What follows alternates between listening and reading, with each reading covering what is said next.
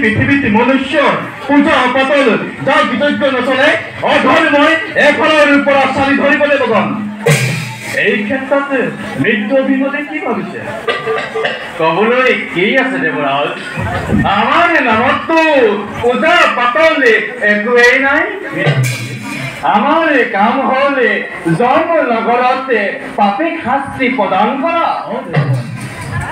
মহাপ্ৰলয়তে যেতিয়া মৃত আত্মাই জন্ম নগৰে ভৰে পড়ে তেতিয়াই আমাৰ ধাৰ্মিক অধাৰ্মিক বিলাকে বাছি উলিয়াই পাপিক শাস্তি কৰাটোই আমাৰ প্ৰধান কৰ্তব্য।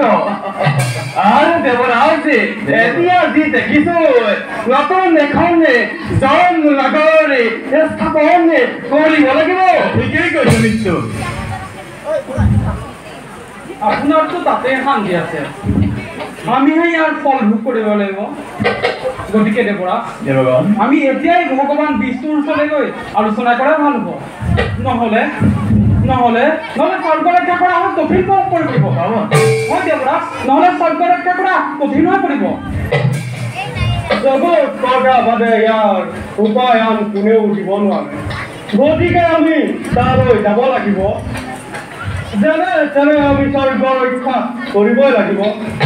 নহ'লে এই পৃথিৱীৰ পৰা দেৱতাৰ নাম নাইকিয়া হৈ যাব। দেৱৰাজ, দেবগণ, আজিৰ সময়মতে ভংগ কৰা যাওক।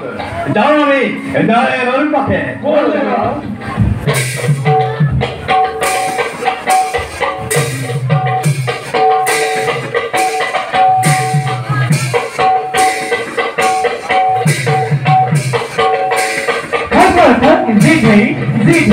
জিতেই তাতা